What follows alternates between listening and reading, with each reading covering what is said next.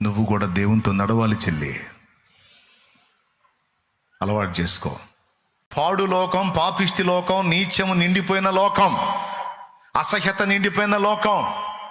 ఎటు చూసినా పాపం పాపం పాపం, ఆకర్షణలు పాపం ఆకర్షణలు. నువ్వు దేవునితో సరైన సంబంధాన్ని కలిగి ఉండకపోతే పడిపోతావమ్మా.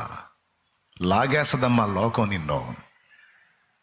నువ్వు ఒక మనిషితో అనుబంధం కలిగి ఉండి తృప్తి చెందకూడదమ్మా.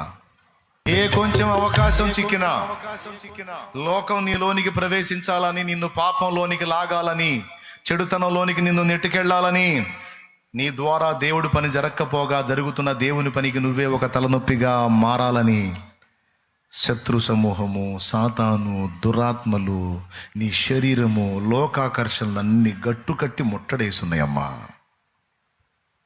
అయ్యా, అందుకు చెప్తున్నానయ్యా, అదే నువ్వు ఆయనతో సంబంధం కలిగి ఉన్నావు అనుకోయా, యేసయ్యతో అనుబంధం కలిగి ఉన్నావు అనుకోయా, తిరుగుండదు.